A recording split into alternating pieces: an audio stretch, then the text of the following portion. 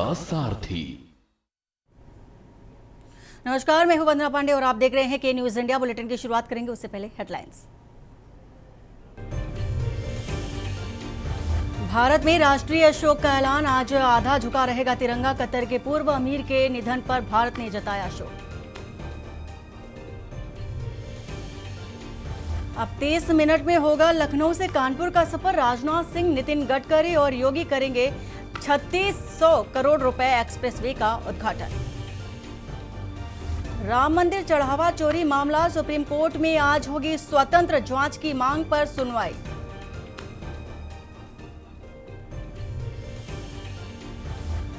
नाराजगी की खबरों के बीच दिल्ली पहुंचे नरोत्तम मिश्रा। पार्टी के नेताओं से मुलाकात के बाद कहा, बीजेपी में ही जन्मा हूं और बीजेपी में ही मरूंगा।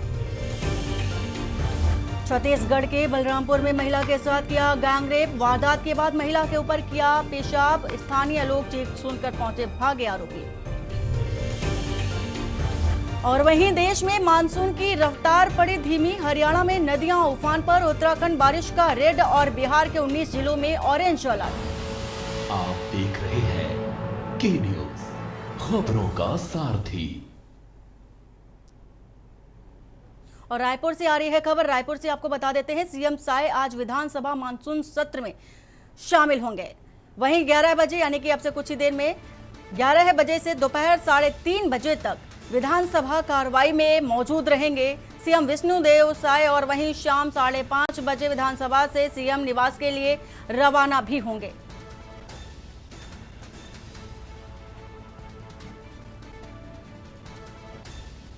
रायपुर से आपको खबर बता रहे हैं, सीएम विष्णुदेव साय आज विधानसभा मानसून सत्र में शामिल होंगे। वहीं 11 बजे से दोपहर 3:30 बजे तक विधानसभा सत्र में शामिल होंगे। शाम 5:30 बजे विधानसभा से सीएम निवास के लिए रवाना भी होंगे। तो रायपुर से आपको इस वक्त की ये खबर बता रहे हैं, सीएम विष्णुदेव साय आज विधानसभा मानसून सत्र में शामिल होंगे। और वहीं 11 बजे से लेकर के 3:30 बजे तक विधानसभा की कार्रवाई होगी और इस कार्रवाई में विष्णुदेव साय मौजूद रहेंगे। तो रायपुर से आपको इस वक्त की ये खबर बता रहे हैं। छत्तीसगढ़ के रायपुर से एक खबर, सीएम विष्णुदेव साय आज विधानसभा मानसून सत्र में शामिल होंगे। और वहीं आपको बता दें कि 11 बजे से लेकर के 3:30 बजे तक ये कार्रवाई चलेगी। और कार्रवाई के दौरान सीएम विष्णुदेव साय अपनी मौजूदगी जाहिर करते नजर आएंगे।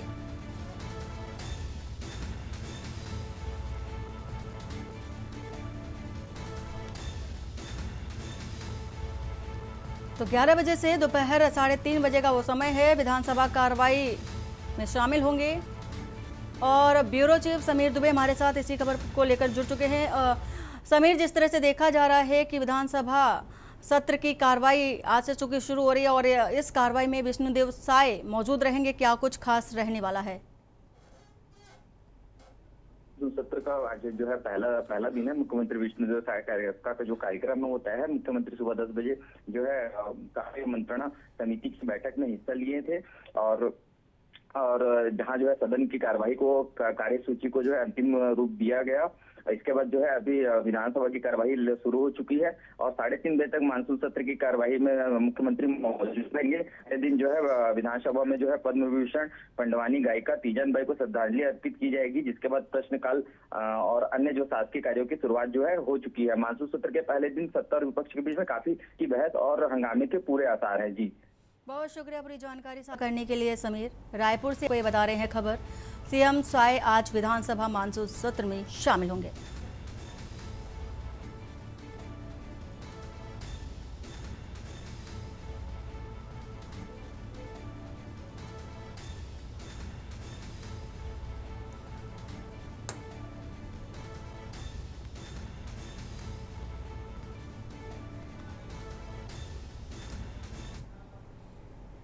और सुप्रीम कोर्ट में आज अयोध्या मंदिर में चढ़ावे के कथित दुरुपयोग से जुड़ी याचिकाओं पर सुनवाई होगी। याचिकाओं में स्वतंत्र और कोर्ट की निगरानी में जांच की मांग की है, जिस पर पूरे देश की नजर टिकी हुई है। और यह मामला भारत के मुख्य न्यायाधीश सूर्यकांत की अध्यक्षता वाली पीठ के समक्ष सुनवाई के लिए सूचीबद्ध है।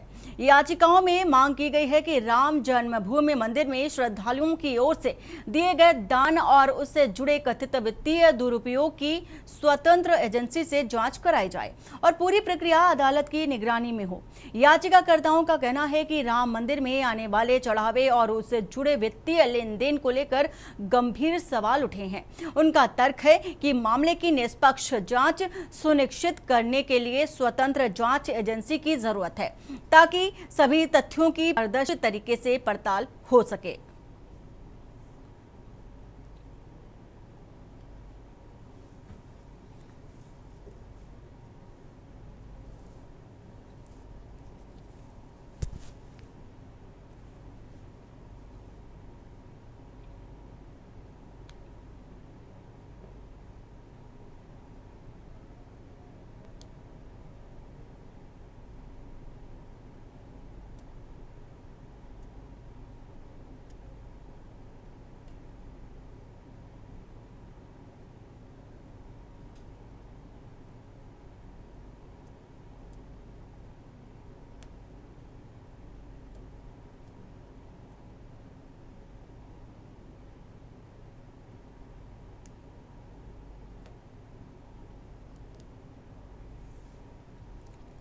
और वहीं अंबिकापुर में डीआईजी एवं एसएसपी सरगुजा राजेश अग्रवाल के निर्देशन में जिले के किराएदारों और मुसाफिरों के सत्यापन के लिए सघन जांच अभियान चलाया गया।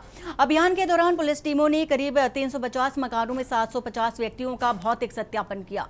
जांच के दौरान बाहर से आए किराएदारों को पहचान पत्र के साथ संबंधित थाने में मुसाफिरी दर्ज कराने के निर्देश दिए गए।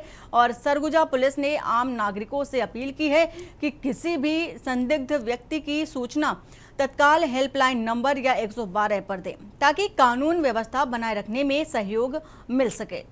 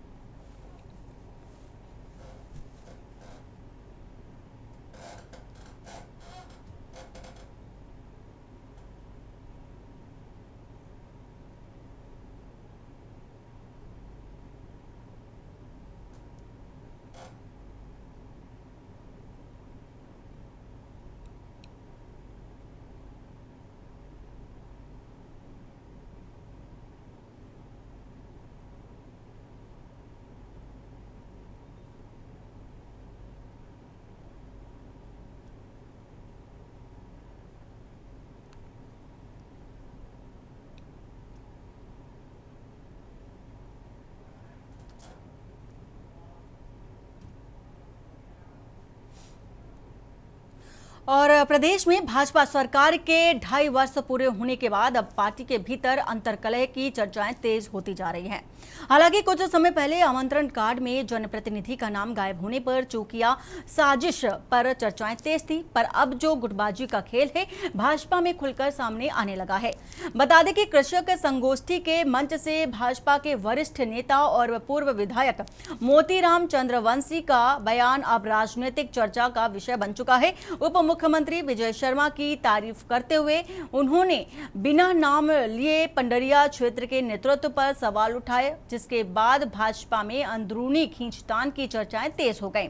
कवर्धा के पीजी कॉलेज डोम में आयोजित शेयर प्रमाण पत्र वितरण एवं कृषक संगोष्ठी कार्यक्रम में पूर्व विधायक मोतीराम चंद्रवंशी ने भोरम देव शक्कर कारखाना की सराहना करते हुए कहा कि किसानों का भुगतान समय पर हो रहा है और उन्होंने इसका श्रेय उप मुख्यमंत्री विजय शर्मा के नेतृत्व को भी दिया है। वहीं सरदार वल्लभ भाई पटेल सहकारी शक्कर कारखाना का जिक्र करते हुए कहा है कि वहां किसानों की रिकवरी राशि महीनों से लंबित है। साथ ही उन्होंने ये भी कहा कि जहां नेतृत्व सही और नीति नियत साफ होती है वहां किसानों को समय पर भुगतान मिलता है। इस बयान को पंडरिया विधायक भावना बोहरा पर अप्रत्यक्ष निशाने के तौर पर भी देखा जा रहा है।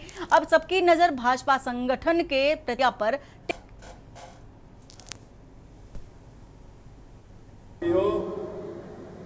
एकर वजह सिर्फ और सिर्फ हमारे यहाँ के जो प्रतिनिधि है विजय मांझी, ये ओखर वजह से है, ये कारण है तो ओकर नियत ठीक है, एकर वजह से है। अब पंडरिया के कारखाना टावर ठीक नहीं चलाते, एकर नियत का प्रतिनिधि मन के नियत कैसे है, ये भी समझे की जरूरत है। अब मैं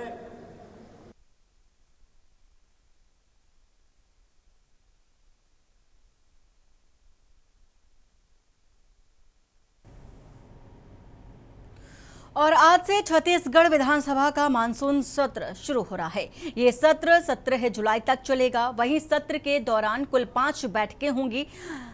सत्र के पहले दिन पद्म विभूषण पंडवानी गायिका तीजन बाई को श्रद्धांजलि से शुरू हो रहा है। पूरे सत्र के दौरान सत्ता और विपक्ष के बीच सियासी संग्राम और 1033 सवालों को लेकर के सरकार की घेराबंदी की आशंका भी है।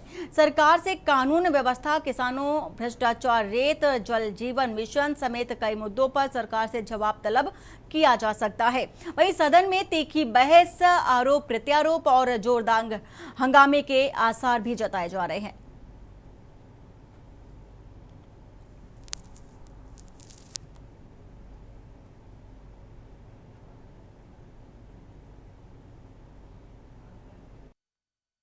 परिजनों, उनके असंख्य प्रशंसकों तथा कला जगत को इस अपार दुख को सहने की शक्ति प्रदान करें। ओम शांति।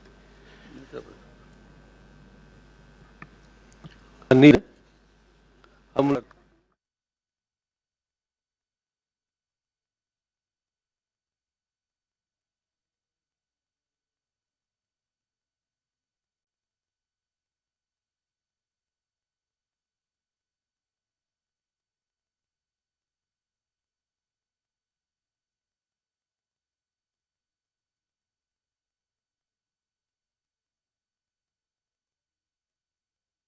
से सम्मानित किया गया।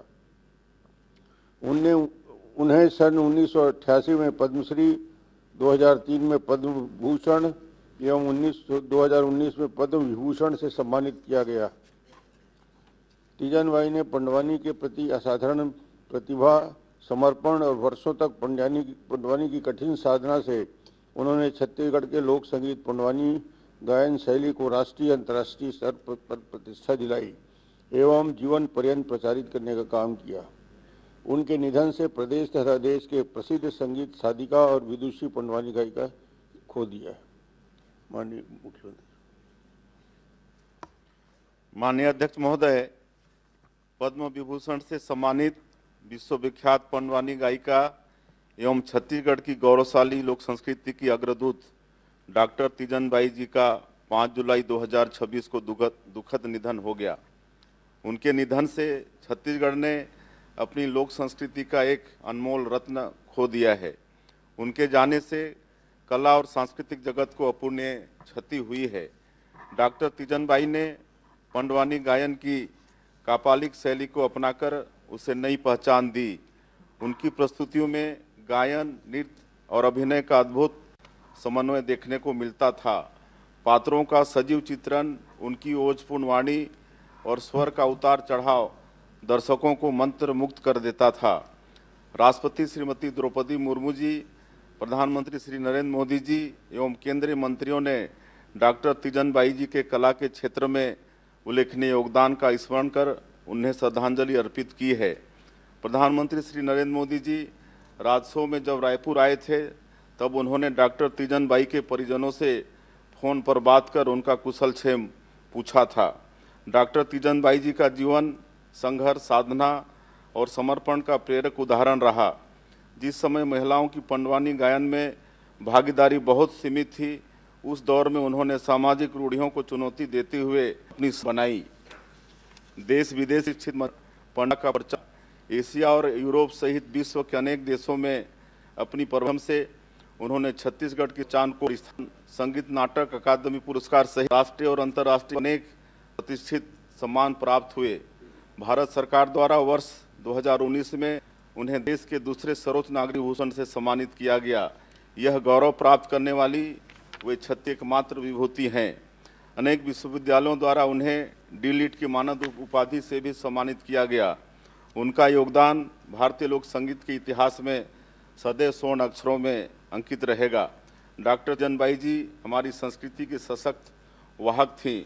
उनकी कला, साधना और समर्पण आने वाली पीढ़ियों को अपनी सांस्कृतिक विरासत पर गर्व करने और उसे आगे बढ़ाने की प्रेरणा देता रहेगा।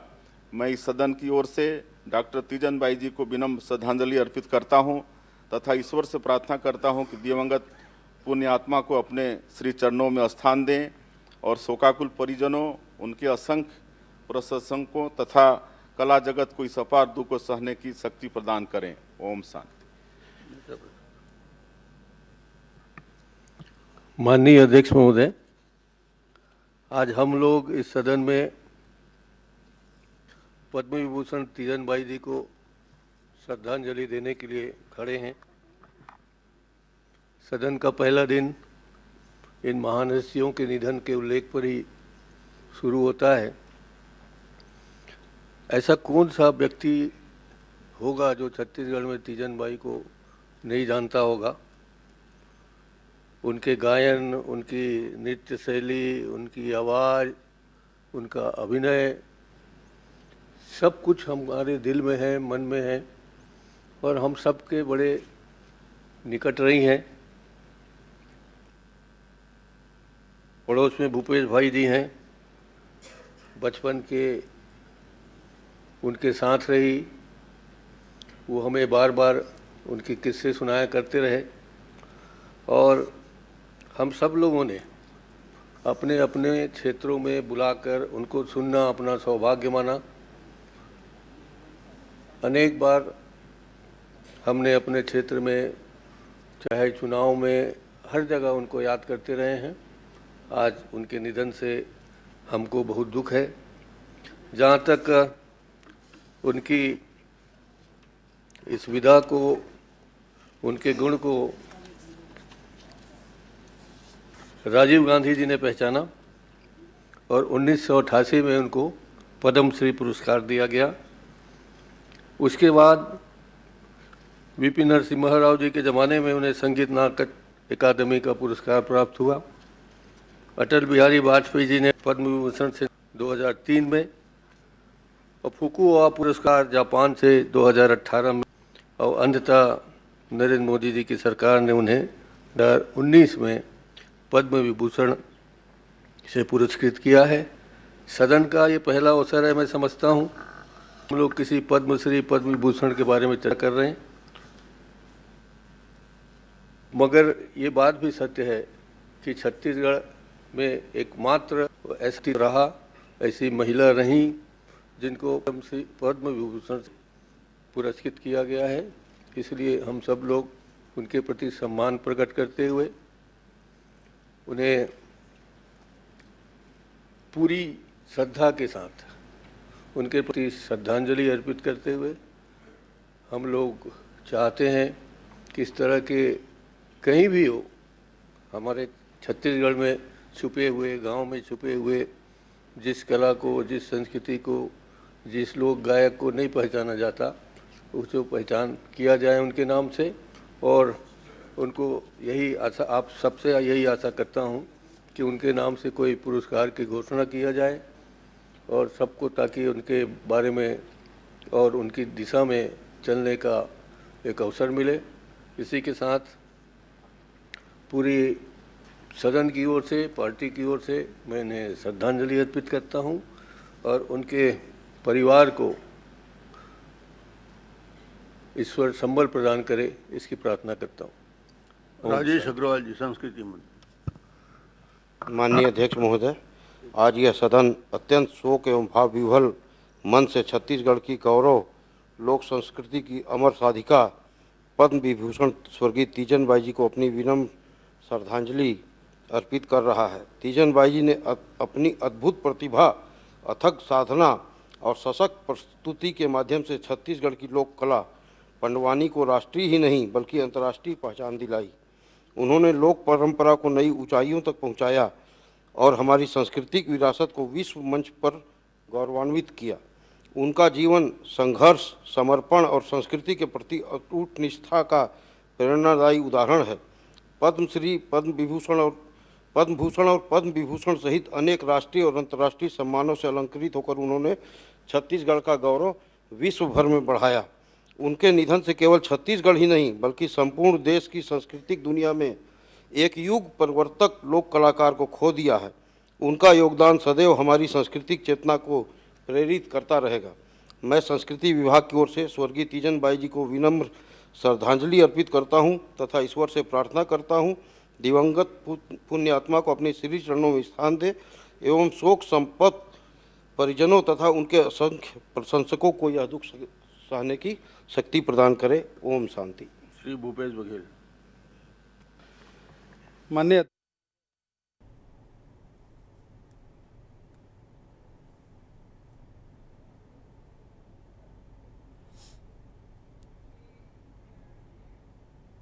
और अब बढ़ते हैं खबरों की ओर। खबर कानपुर से है, जहां पनकी थाना क्षेत्र में चोरों ने एसबीआई के सेवानिवृत्त शाखा प्रबंधक संतोष कुमार शर्मा के बंद मकान को निशाना बनाते हुए लाखों रुपए के सामान और नकदी पर हाथ साफ कर दिया।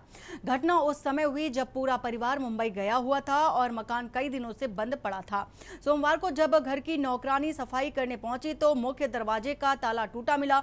अंदर जाकर देखा तो घर का सामान बिखरा पड़ा था और अलमारियों के ताले तोड़कर चोरी की जा चुकी थी। चोर अपनी पहचान छिपाने के लिए घर में लगा सीसीटीवी सिस्टम का डीवीआर भी उखाड़कर अपने साथ ले गए। घटना से क्षेत्र में दहशत का माहौल है और पुलिस की रात्रि गश्त पर भी सवाल उठने लगे हैं। सूचना मिलने पर पुलिस और फॉरेंसिक टीम ने मौके पर पहुंचकर जांच शुरू की। डीसीपी वेस्ट ने बताया है कि चोरी की घटना के खुलासे के लिए कई टीमें गठित की गई हैं। आसपास लगे सीसीटीवी कैमरे खंगाले जा रहे हैं। संदिग्धों की तलाश जारी है। वहीं पुलिस का दावा है कि जल्द ही आरोपियों की पहचान कर उन्हें गिरफ्तार कर घटना का खुलासा किया जाएगा।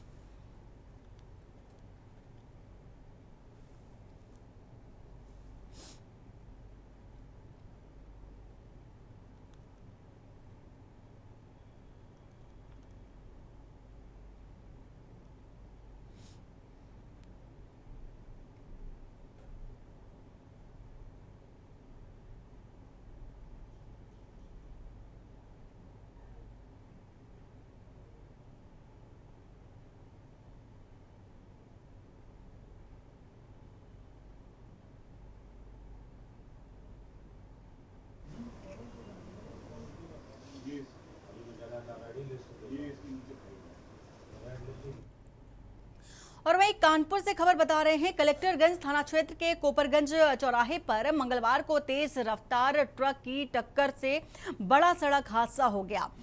अनियंत्रित ट्रक ने पहले एक स्कॉर्पियो कार और सड़क किनारे चल रहे रिक्शे को जोरदार टक्कर मार दी। टक्कर इतनी तेज थी कि मौके पर अफरा तफरी मच गई। आसपास के लोग घटनास्थल की ओर दौड़ पड़े। प्रत्यक्षदर्शियों के अनुसार हादसे में रिक्शा चालक बाल बाल बच गया, जबकि एक व्यक्ति घायल हो गया। स्थानीय लोगों ने तुरंत घायल को बाहर निकालकर उपचार के लिए अस्पताल भेज दिया है, जहां उसका इलाज चल रहा है। सूचना मिलते ही कलेक्टरगंज थाना पुलिस मौके पर पहुंची और घटनास्थल का निरीक्षण किया। पुलिस ने क्षतिग्रस्त वाहनों को सड़क से हटवाकर यातायात सामान्य कराया। प्रारंभिक जांच में ट्रक की तेज रफ्तार और अनियंत्रित होना हादसे का कारण माना जा रहा है। हालांकि पुलिस सभी पहलुओं की जांच कर रही है। दुर्घटना के संबंध में ट्रक चालक से पूछताछ भी की जा रही है और आवश्यक कानूनी कार्रवाई भी की जा रही है। समय रहते राहत और बचाव कार्य होने से एक बड़ा हादसा टल गया।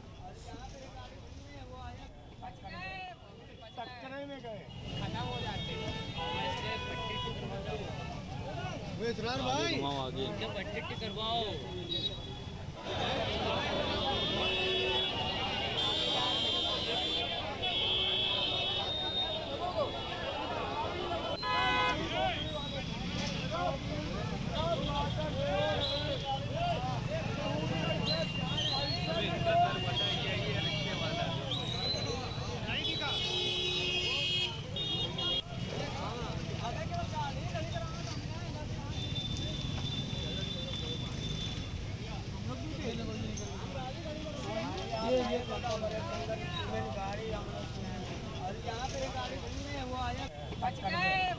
टक्कर में गए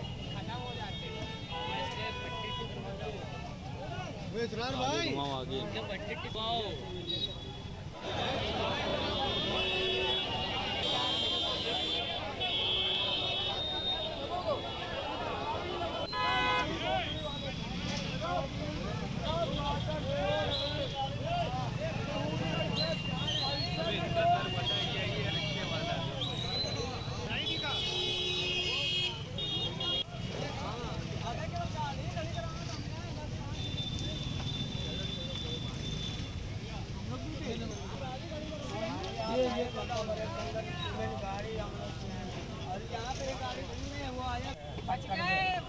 टक्कर में गए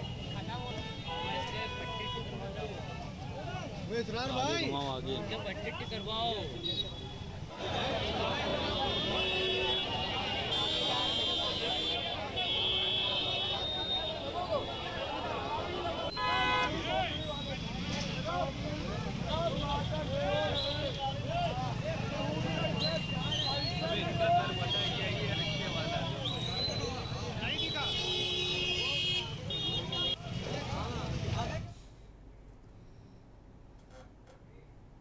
और यहाँ वक्त हो चला एक छोटे से ब्रेक का। ब्रेक के बाद जल्द हाजिर होते हैं। ब्रेक के बाद आपका स्वागत है। कानपुर के रूमा में सड़क किनारे खड़े ट्रक में तेज रफ्तार स्कॉर्पियो के घुस जाने से 3 लोगों की मौत हो गई। मरने वालों में एक युवक और 2 बच्चे शामिल हैं। हादसे में 15 लोग गंभीर रूप से घायल हैं। स्कॉर्पियो में कुल 8 लोग सवार थे। स्कॉर्पियो सवार कानपुर से फतेहपुर की ओर जा रहे थे। टक्कर इतनी भीषण थी कि स्कॉर्पियो के परखच्चे उड़ गए। घायलों को काशीराम अस्पताल में भर्ती कराया गया है।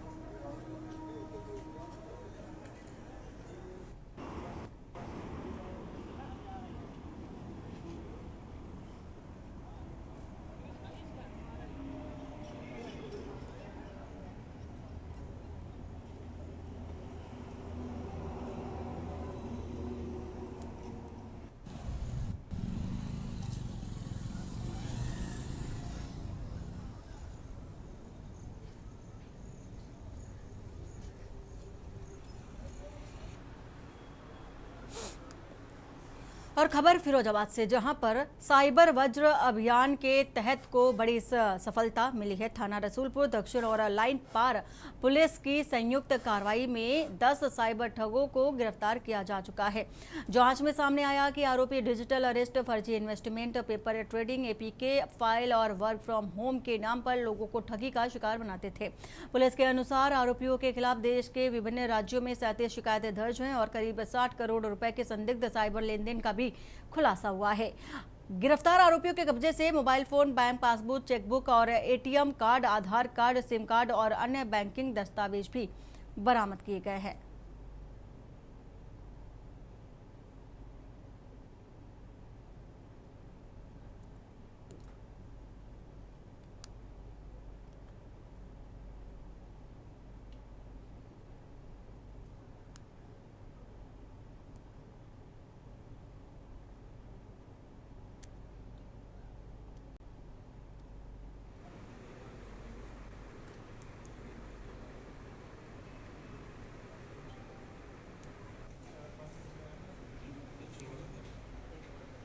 एक अभियुक्त अरबाज खान को गिरफ्तार किया गया है। अभियुक्त अरबाज खान के खाते में साइबर फ्रॉड के माध्यम से 18 लाख रुपए की धनराशि आई गई थी, जिसमें 2 शिकायतों से संबंधित करीब 58 करोड़ रुपए का साइबर फ्रॉड हुआ था।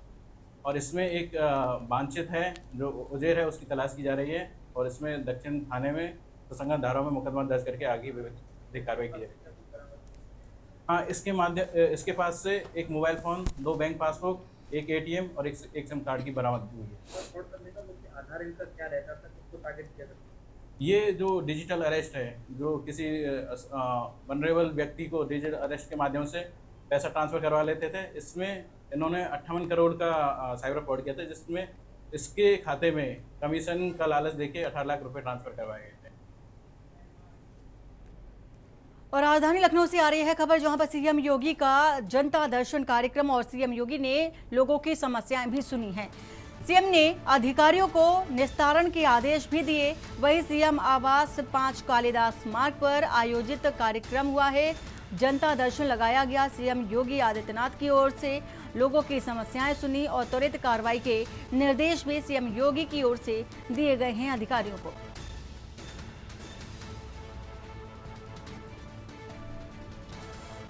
तो लखनऊ से आपको एक खबर बता रहे हैं, जहां पर सीएम योगी आदित्यनाथ ने लोगों की समस्याएं सुनी।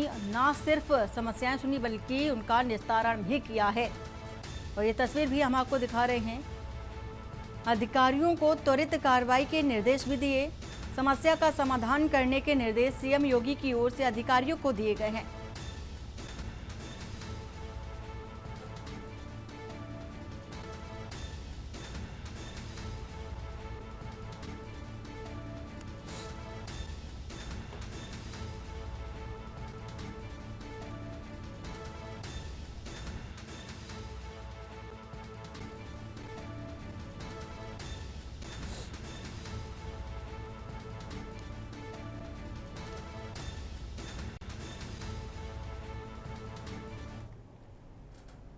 और रायबरेली से खबर, गांव में अजगर निकलने से हड़कंप मच गया। घरों के पास अजगर दिखने से ग्रामीणों में दहशत का माहौल है। वहीं सूचना के बावजूद वन विभाग पर लापरवाही का भी आरोप है। अधिकारियों ने सुबह आने की बात कही, लेकिन मामला टाल दिया, ऐसा ग्रामीणों का कहना है। तो रात भर भय के साए में गाँव वाले जागते रहे। बछरामा थाना क्षेत्र के ठकुराइन खेड़ा मजरे पस्तौर का ये पूरा मामला है, जहाँ पर बड़ा अजगर दिखाई दिया है। अधिकारियों ने सुबह आने की बात कही थी, लेकिन वो सुबह भी नहीं पहुंचे। तो इस बात की सूचना दी गई थी वन विभाग के अधिकारियों को ग्रामीणों की ओर से, लेकिन जो वन विभाग के अधिकारी थे वो नहीं पहुंचे। तो डर के साए में लोग रात भर जागते रहे।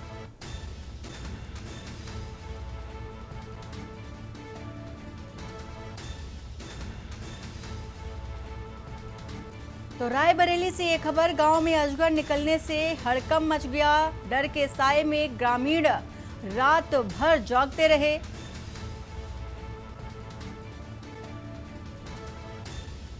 और वहीं जब इस बात की सूचना वन विभाग को दी गई, तो वन विभाग के अधिकारियों ने इस बात को टाल दिया, ऐसा कहना है ग्रामीणों का।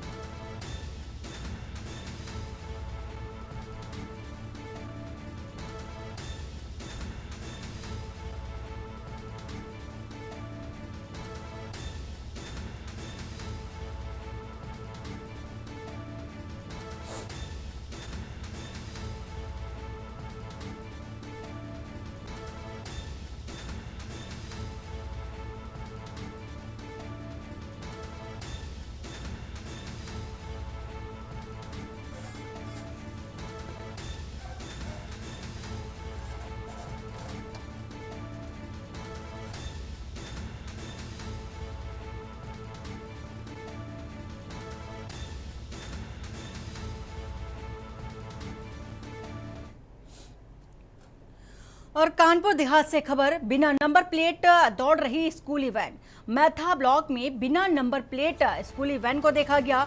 बच्चों की सुरक्षा पर अब गंभीर सवाल भी उठ रहे हैं। स्कूली वैन बेखौफ सड़कों पर संचालित होने का आरोप भी लग रहा है। अभिभावकों में बच्चों की सुरक्षा को लेकर के चिंताएं भी बढ़ रही हैं। तो कानपुर देहात से आपको ये खबर बता रहे हैं, बिना नंबर प्लेट के स्कूली वैन सड़कों पर देखी गई।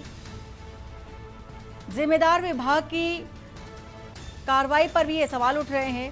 कानपुर देहात के मैथा ब्लॉक क्षेत्र का ये पूरा मामला है, जहां बिना नंबर के स्कूली वैन सड़क पर दौड़ती नजर आई।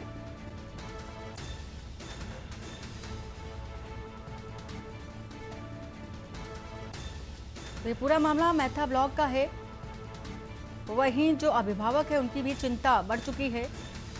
बच्चों की सुरक्षा को लेकर के कई जो सवाल है वो भी खड़े हो रहे हैं।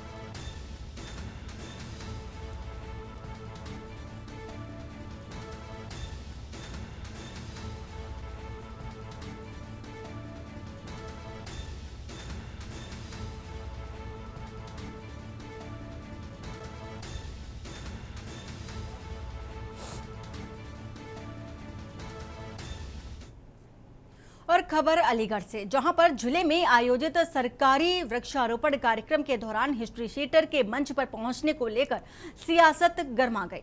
आरोप है कि हत्या और हत्या के प्रयास जैसे गंभीर मामलों में दर्ज हिस्ट्री शीटर मुजाहिद हसन खान उर्फ गुड्डू कार्यक्रम में मंच पर मौजूद रहा और जनप्रतिनिधियों के साथ दिखाई दिया। बताया जा रहा है कि कार्यक्रम के दौरान विधायक ने शिक्षा मंत्री और सांसद के साथ हिस्ट्री शीटर मुजाहिद गुड्डू का भी माला पहनाकर स्वागत सत्कार किया।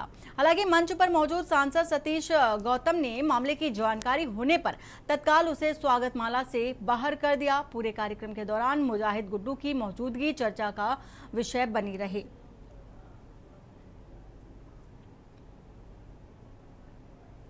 इस विषय में मुझे इस विषय में जानकारी नहीं है। मैं यहाँ कार्यक्रम में था, सरकारी कार्यक्रम है, कभी कई सारे लोगों को यहाँ पे बुलाया गया। इस तरह की अगर कोई चीज है तो उसको देख लिया जाएगा, परंतु मेरे संज्ञान में इस तरह की चीज नहीं है। और खबर फर्रुखाबाद से, जहां पर राज्य कर विभाग फतेहगढ़ की ओर से व्यापारियों की समस्याओं के समाधान और जीएसटी से जुड़ी जानकारी देने के उद्देश्य से व्यापारी संवाद कार्यक्रम का आयोजन किया गया। उत्तर प्रदेश शासन के निर्देश पर आयोजित इस कार्यक्रम में जिले के व्यापारियों, व्यापार मंडलों, उद्योग संगठनों, अधिवक्ता संघ और चार्टर्ड अकाउंटेंट संगठनों के प्रतिनिधियों ने हिस्सा लिया। कार्यक्रम को संबोधित करते हुए सहायक आयुक्त और कार्यालय अध्यक्ष विपिन कुमार नाग ने कहा कि राज्य कर विभाग की प्राथमिकता केवल राजस्व संग्रह करना नहीं, बल्कि जीएसटी करदाताओं को नियमों की जानकारी उपलब्ध कराना और उनकी व्यावहारिक समस्याओं का समयबद्ध समाधान करना भी है।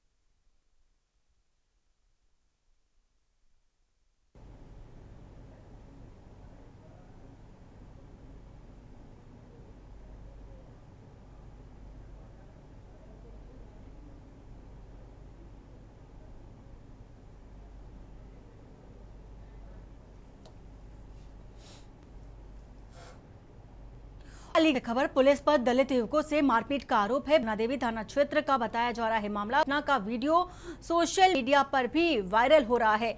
वहीं वीडियो में कर्मी युवकों से मारते नजर आए। युवकों ने पुलिस पर अभद्रता के भी आरोप लगाए। पुलिस का दावा है कि युवकों ने शराब पी थी। दोनों पक्षों के आरोपों की जाँच जारी है। मामले में निष्पक्ष जाँच की मांग उठी है और वहीं जाँच में दोषी मिलने पर कार्रवाई भी की जाएगी। तो वायरल वीडियो की पुलिस जांच पड़ताल कर रही है।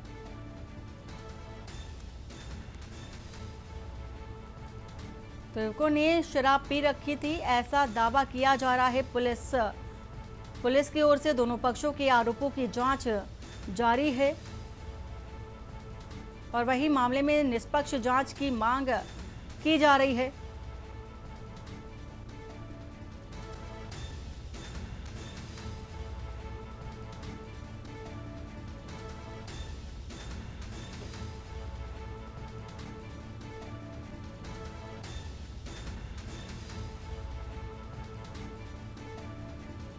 तो पुलिस पर दलित युवक के साथ मारपीट करने का आरोप है। बनादेवी थाना क्षेत्र का ये पूरा मामला बताया जा रहा है। वीडियो सोशल मीडिया पर वायरल हो रहा है। अलीगढ़ की ये तस्वीर आपको हम दिखा रहे हैं।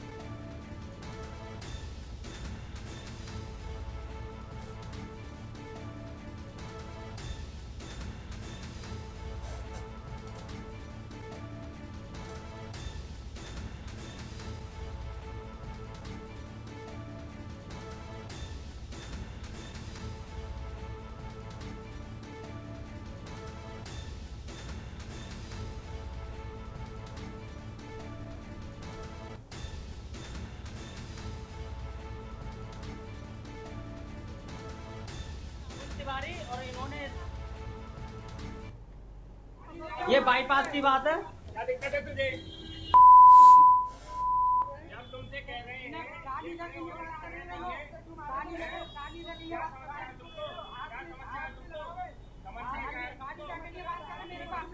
दारू भी रखी है। भरत तिवारी नाम है इसका, राहुल तिवारी। नहीं वीडियो बन रही है। आप कोई नहीं चला रहा, आप कोई नहीं चला रहा।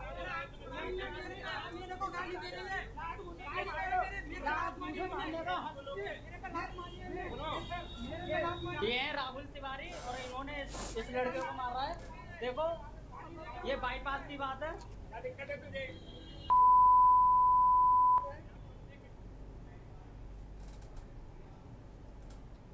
और अलीगढ़ से खबर, जहां पर दबंग ने घर में घुसकर चाकू से हमला किया। दबंग ने बाइक में टक्कर मारी थी। विरोध करने पर चाकू से किया गया हमला।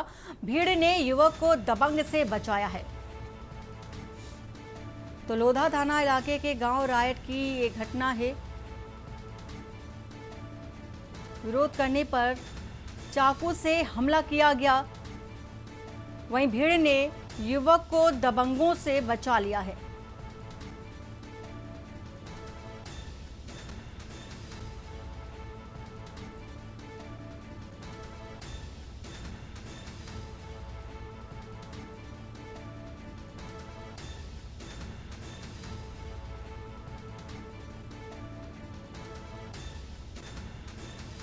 तो लोधा थाना इलाके के गांव रायट की ये घटना, जहां पर मारपीट की गई। अलीगढ़ की ये तस्वीर और दबंग ने घर में घुसकर चाकू से हमला किया है एक युवक पर और दबंग ने बाइक में टक्कर मारी और जिसको लेकर के विरोध हुआ। विरोध करने पर चाकू से युवक पर दबंग ने हमला कर दिया।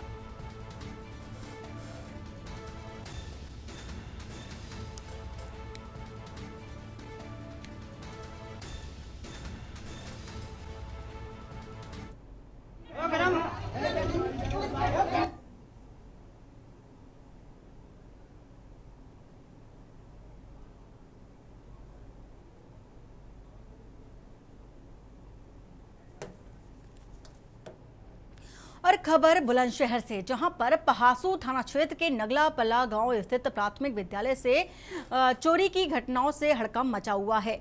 आरोप है कि चोरों ने महज 3 दिनों के भीतर विद्यालय को 2 बार निशाना बनाया और बच्चों के लिए रखे राशन समेत अन्य सामान पर हाथ साफ कर दिया। विद्यालय की प्रधानाध्यापिका ने पहासू थाना पुलिस पर लापरवाही बरतने का भी आरोप लगाया। उनका कहना है कि चोरी की शिकायत देने के बाद भी पुलिस की ओर से अब तक कोई ठोस कार्रवाई नहीं की गई, जिससे चोरों के हौसले बुलंद हैं। बताया जा रहा है कि चोर विद्यालय से मासूम बच्चों के मिड डे मील के लिए भी रखा गेहूं, चावल और मसाले चोरी कर ले गए। लगातार हो रही चोरी की घटनाओं से विद्यालय के प्रधानाचार्य और शिक्षक नाराज हैं। उनका कहना है कि अगर समय रहते कार्रवाई नहीं हुई तो ऐसी घटनाएं दोबारा हो सकती हैं।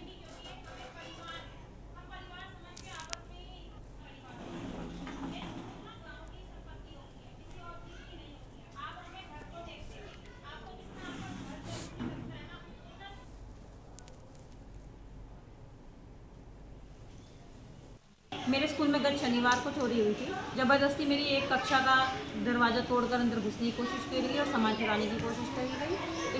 इसके रिगार्डिंग मैंने पुलिस में कंप्लेंट भी करी थी और पुलिस आई भी और उन्होंने उचित कार्रवाई का आश्वासन दिया था। परंतु आज सोमवार को पुनः मेरे स्कूल की रसोई घर में घुसकर उसका ताला तोड़कर उसमें से अनाज मसाले लेके ही चले गए हैं और गेहूँ के तो पूरा गेहूँ की टंकी खाली कर दी है और चावल भी आधे लेके चले गए हैं। इस तरह की कार्रवाई अगर आगे भी होती रहेगी तो स्कूल में तो बहुत सारा सामान होता है, जैसे स्मार्ट टीवी है, टैब है, गवर्नमेंट की तरफ से सब कुछ है। अगर ये इस तरीके से चोरियां नहीं रुकी तो कल को तो हमारे स्कूल में ज़रूरत से ज़्यादा नुकसान होता रहेगा। और अलीगढ़ से आपको खबर बता देते हैं, जहां पर दरोगा ने युवक को गाली देते हुए लात मारी। एसएसपी ने दरोगा राहुल तिवारी को लाइन हाजिर किया है। चेकिंग के दौरान युवकों से दरोगा की कहासुनी हुई थी। युवकों ने वीडियो बनाकर सोशल मीडिया पर वायरल कर दिया। सीओ धनंजय सिंह ने कार्रवाई की जानकारी दी है। वहीं बन्ना देवी थाना इलाके के सूत मिल चौराहे की ये घटना है।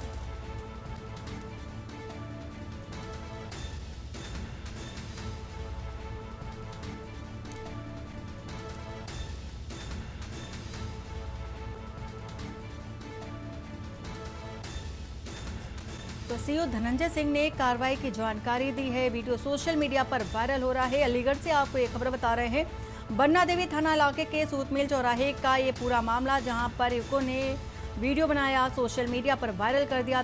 दरोगा ने युवकों को गाली दी और लात मारी, ऐसा आरोप है। फिलहाल एसएसपी ने दरोगा राहुल तिवारी को लाइन हाजिर किया है।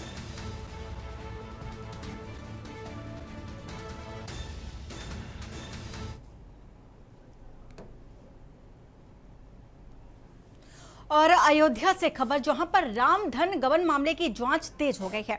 हिंदूवादी नेता संतोष दुबे सौंपेंगे अब दस्तावेज। वहीं 12 बजे एसआईटी को सौंपेंगे कई अहम दस्तावेज। देर रात संतोष दुबे से एसआईटी ने पूछताछ की थी। एसआईटी ने मांगे हैं कुछ अहम दस्तावेज। संतोष दुबे सीओ सिटी कार्यालय बुलाया गया और सीओ सिटी कार्यालय के जरिए अपने जो दस्तावेज है वो सौंपेंगे। अयोध्या राम धन गबन मामले की जांच अब तेज होती नजर आ रही है। तो एसआईटी ने कुछ अहम जो दस्तावेज हैं वो मांगे हैं और वहीं संतोष दुबे सीओ सिटी कार्यालय बुलाए गए हैं।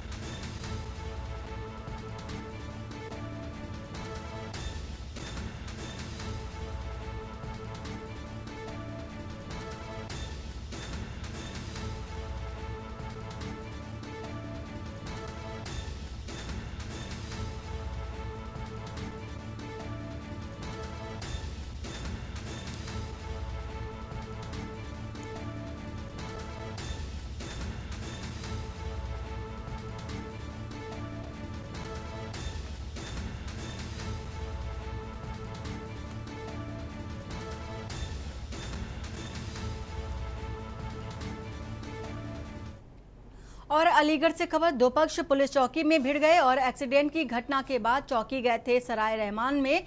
स्कूटी से बच्चों की जो टक्कर लगी, जिसको लेकर विवाद हो गया। बच्चे के परिजन और स्कूटर सवार के बीच विवाद हुआ। पुलिस के सामने ही दोनों पक्ष आपस में भिड़ गए। दो युवकों को पकड़कर थाने ले गई थी पुलिस। और वहीं थाना बन्ना देवी क्षेत्र की रसलगंज पुलिस चौकी का ये मामला है, जहां पर दोनों पक्ष आपस में भिड़ गए और इसी के साथ ही साथ पुलिस चौकी में ही दोनों आपस में भिड़ गए। किसी बात को लेकर के विवाद हुआ था। खबर अलीगढ़ से आपको बता रहे हैं, एक्सीडेंट की घटना के बाद चौकी गए थे दोनों पक्ष और वहीं पुलिस चौकी के सामने ही आपस में भिड़ गए। सराय रहमान में स्कूटी से बच्ची को टक्कर लग गई थी, जिसको लेकर के विवाद हुआ और बच्ची के परिजन और स्कूटर सवार के बीच विवाद शुरू हो गया और मामला गंभीर होता गया। वहीं बच्ची के परिजन और स्कूटर सवार के बीच कहासुनी हो गई।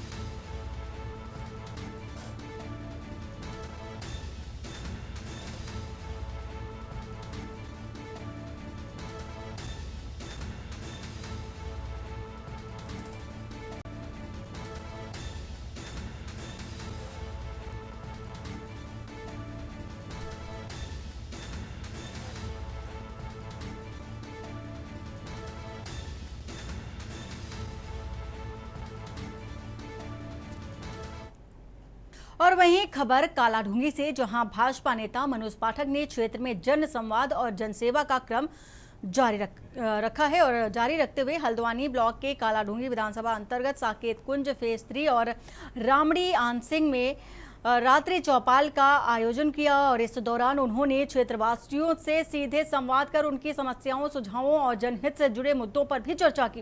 रात्रि चौपाल में बड़ी संख्या में स्थानीय नागरिकों ने भाग लिया और क्षेत्र के विकास से जुड़े विभिन्न विषयों को रखा। लोगों ने सड़क, बिजली, पानी, स्वास्थ्य, शिक्षा समेत अन्य स्थानीय समस्याओं पर भी अपनी बात रखी। मनोज पाठक ने सभी नागरिकों की समस्याओं को गंभीरता से सुना और कहा कि जनसंवाद ही जनसेवा का सबसे प्रभावी माध्यम है।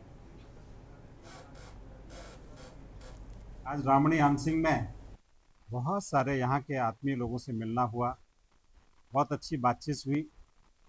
मैं तो बधाई दूंगा कि साकेत कुंज के फेज 1, फेज 2, फेज 3 में बहुत बढ़िया श्रीमान पुष्कर सिंह धामी जी के माध्यम से, इस सरकार के माध्यम से और हमारे बंशीधर जी के प्रयास से बहुत बढ़िया सड़क का निर्माण यहाँ पर हुआ है। सबको बधाई देते हुए आगे के विकास के कामों को हम सब लोग मिलकर बहुत अच्छी योजना के साथ संबद्ध होते हुए प्रभु हम सबको सद्बुद्धि भी देगा और कहीं ना कहीं वो ऊर्जा भी देगा कि हम उत्तरोत्तर विकास के मार्ग पर आगे बढ़ते रहें।